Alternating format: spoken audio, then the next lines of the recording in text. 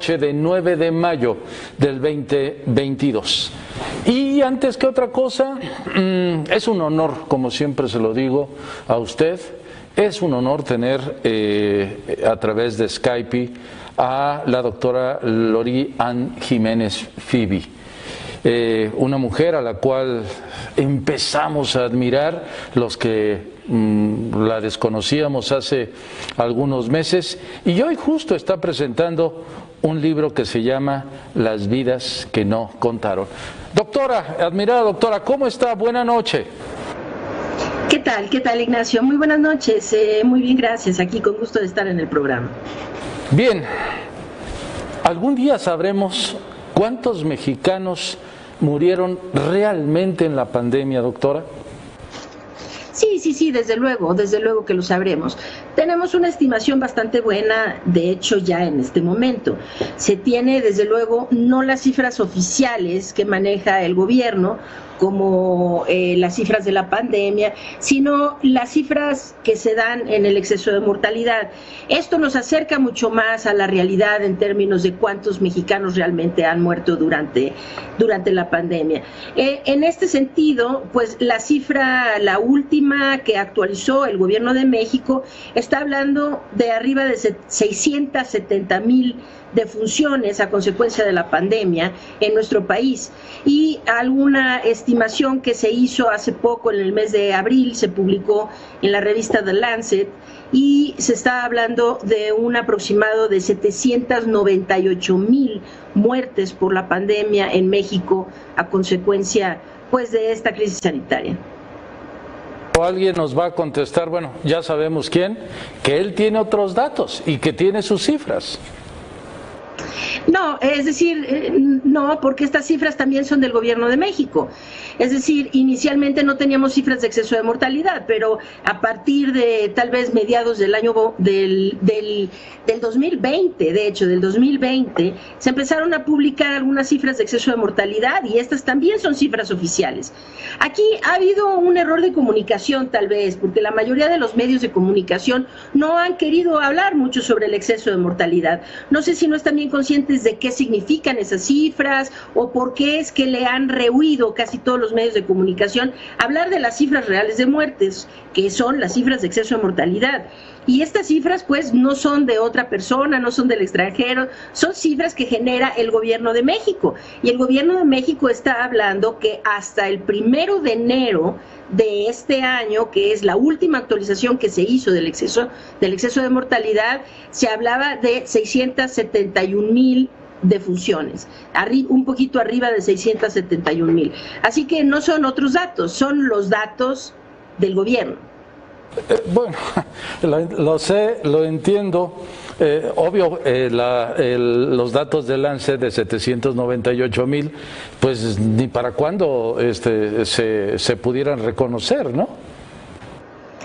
Pues por lo pronto no, aunque la estimación es que, vamos a decir, la última actualización es del 1 de enero, la última actualización oficial del gobierno de México es el 1 de enero. Si eso lo traemos 4 meses más tarde, que ahorita ya estamos un poco más de 4 meses después de esto, pues sí estaríamos seguramente ya por arriba de 700,000, sin duda ya es arriba de 700,000. El doctor Arturo Erdely ha hecho una estimación de esto, de cuánto sería la diferencia entre lo que se reporta en el 1 de enero y lo que se ha acumulado en estos 4 meses. Y la estimación del doctor Erdely es de 720 y tantas mil muertes. Quiere decir que más o menos se ronda es decir, sí estamos por arriba de 700,000. Nada más hace falta que el gobierno pues actualice esos datos, que ahora pues no ha tenido a bien hacerlo. Doctora, a través de Editorial Planeta nos regalan usted otra oportunidad de conocer pues muchos de los datos que definitivamente nunca nos enteramos o que no les culcamos un poco más en Las vidas que no contaron. Así se llama su nuevo libro. Sí, así es. lo intitulé Las vidas que no contaron. Este libro es, vamos a decir, la segunda parte de Un daño irreparable. Un daño irreparable fue un libro que hizo un recuento sobre lo ocurrido durante el primer año de la pandemia en algunas partes del mundo, pero muy particularmente aquí en México. Un recuento de cuáles fueron las medidas que el gobierno implementó, qué es lo que faltó, qué es lo que fue mal, y etcétera, ¿no? Y más o menos qué fue lo que ocurrió en ese primer año. Pero Un daño irreparable terminó a principios de enero, ahí cerré el libro. Y lamentablemente pues no pudo quedar asentado la catástrofe que ocurrió durante la segunda ola, que fue la ola más mortal que hemos tenido hasta ahora en México. Entonces, en la segunda ola de contagios, que es así como inicia el libro de Las vidas que no contaron, inicio precisamente narrando lo que ocurre o lo que ocurrió, lo dramático que ocurrió durante la segunda ola de contagios con los hospitales en Ciudad de México y en otras entidades federativas, pues desbordados y con muchos muertos que murieron dentro y fuera de los hospitales, por la gran cantidad de contagios que se acumularon. Entonces, en la segunda ola sabemos que murieron en cifras oficiales arriba de 135,000 personas. Es una cifra realmente atroz. Hay muchos países, la mayoría de los países en el mundo no suman 135,000 defunciones en toda la pandemia. Nosotros sumamos esa cantidad de muertes en esa sola ola de contagios, ¿no? Entonces, en Las vidas que no contaron, lo que hago es tratar de hacer un recuento a partir de esa ola, la segunda ola de contagios, y todo lo que se vino hasta pues hace poco, hasta tal vez hace un mes y medio, que fue cuando cerré el libro de Las vidas que no contaron.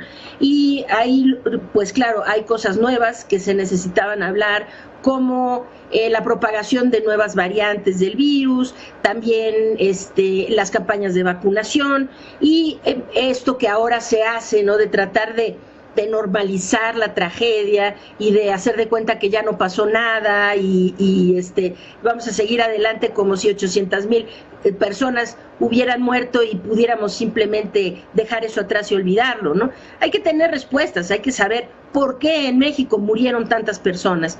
Y el libro de Las vidas que no contaron procura contestar esa pregunta. ¿Por qué en México se perdieron tantas vidas innecesariamente durante la pandemia? Y eso es un poco lo que relató en el libro. Usted pues insiste en el tema de una criminal gestión de la pandemia. Cómo se fue politizando. Y es más, yo la semana próxima aquí lo platicaba con nuestro público, no entendía cómo por todos lados, supermercados, hasta baños públicos, plazas, escuelas, por todos lados se vacunaba y me quedé, pues no, que necesito a la Guardia Nacional y a la gente de bienestar para que me vacunen. Varios errores, ¿no? Muchos errores.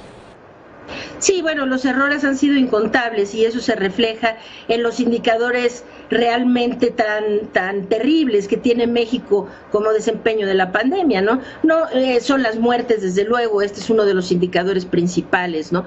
En este momento somos en cifras absolutas, pero en cifras oficiales, vamos a llamarle de esa manera, estamos en la 5ª posición a nivel mundial entre los países en donde se han perdido más vidas. Si hablamos de exceso de mortalidad y tomamos la cifra que reportó The Lancet, la revista que se reportó en la revista The Lancet, estaríamos hablando que estamos en la 4ª posición con el mayor número de muertes en exceso de todos los países, a excepción de la India, de Estados Unidos y de Rusia.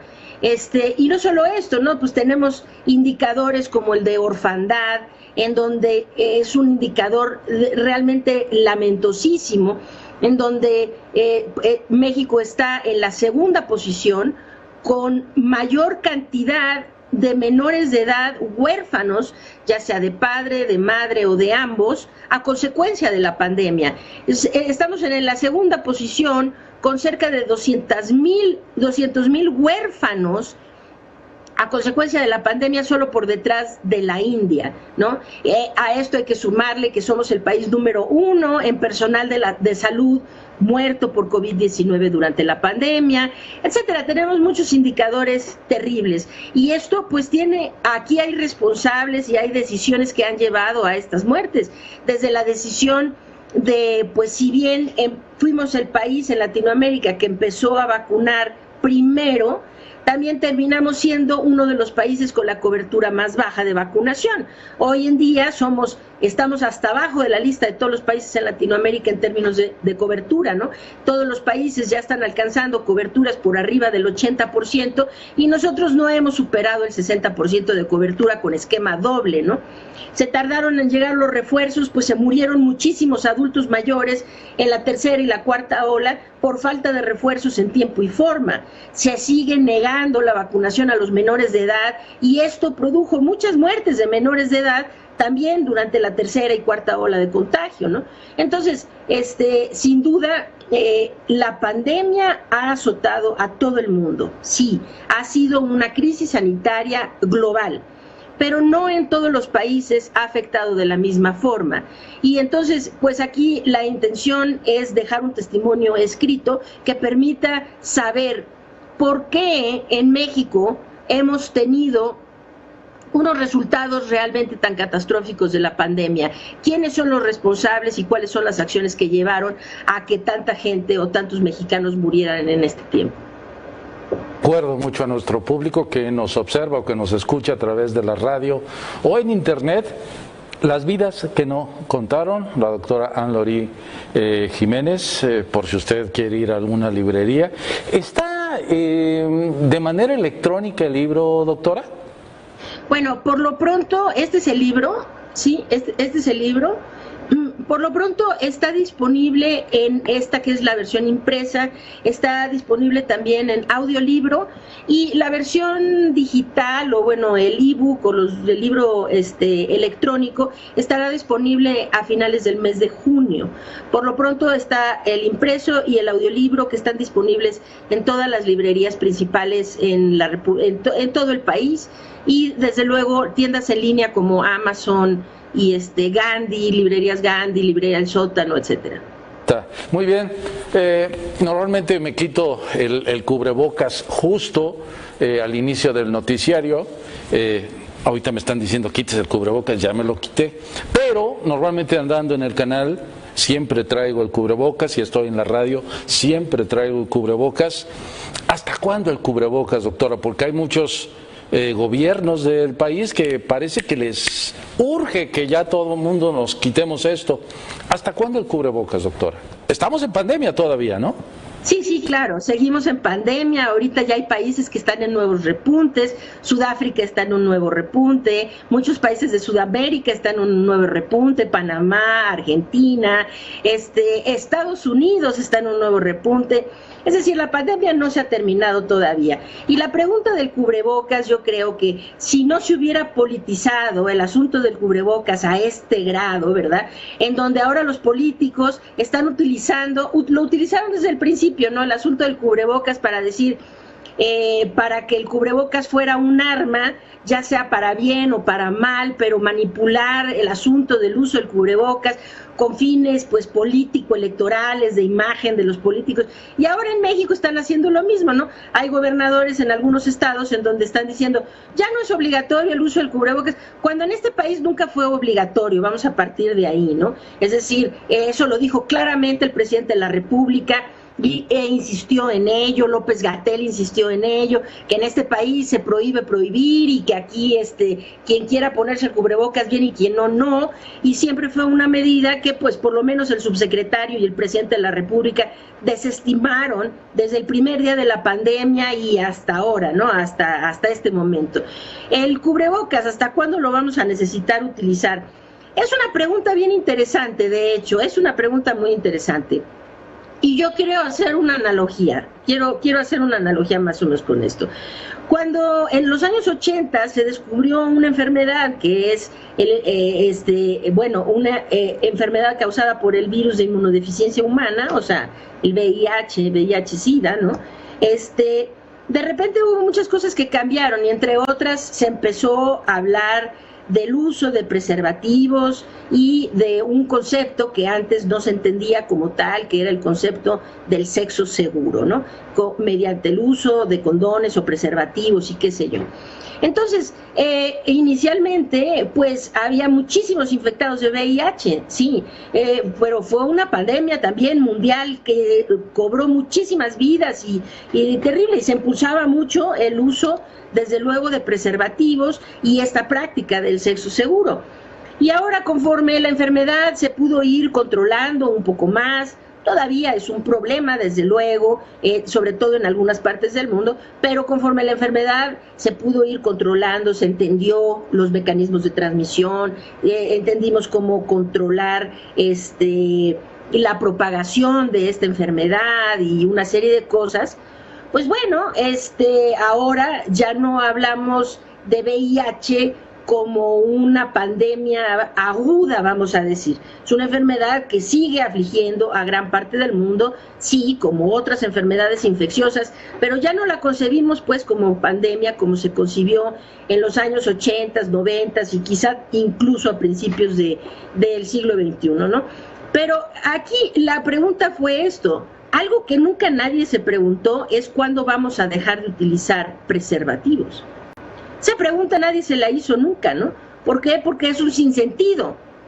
El virus sigue ahí, aunque haya menos gente contagiada. ¿Hay menos gente contagiada? Pues sí, hay menos gente contagiada. ¿Por qué creen que sería diferente con COVID-19?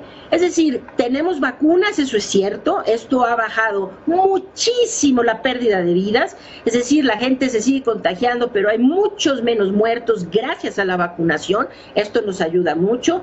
Pronto esperemos que tengamos disponibilidad de por lo menos el único antiviral que hoy sabemos que es muy efectivo, el Paxlovid, de la compañía Pfizer, ojalá que esté. Es decir, van a haber medidas que se van a ir siguiendo y demás, pero el cubrebocas en algunas temporadas del año y bajo ciertos escenarios podría terminar siendo indispensable para el resto de la vida, ¿no?